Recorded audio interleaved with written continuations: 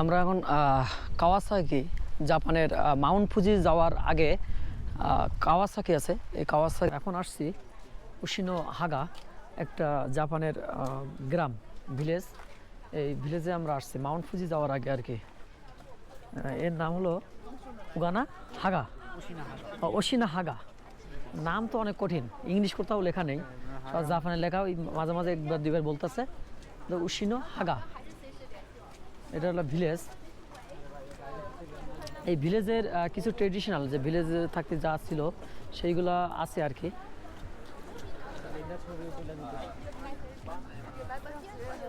অনেকে দেখাচ্ছে, যারা ট্যুর গাইড আছে তাদেরকে বোঝাচ্ছে, এবং আমি নিজেটা বুঝি। এই যে যেমন প্রাচীনকালে পানি কিন্তু এইভাবে সেচ দিত, এই যে সেটার একটা ব্যাপার, যে সেচ দিচ্ছে, পানি সেচ।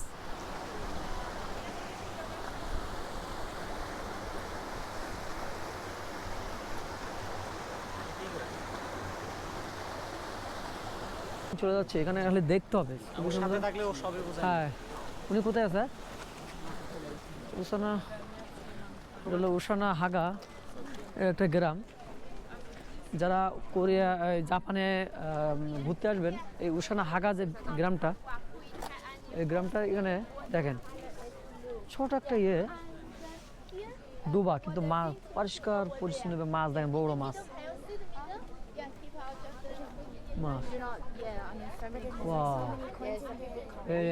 আর পানি এত পরিষ্কার, কোনো নোংরা নাই, এটা কিন্তু খানা টাইপের আর কি, গ্রামের ভাষা।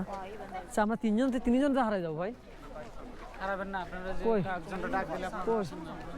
আমি তো আপনার সাথে আছি। কই সে আমার মাল কই? ঠিক আছে, এই যে আমাদের গাইডলাইন আছে, ঠিক আছে, আমাদের গাইডলাইন।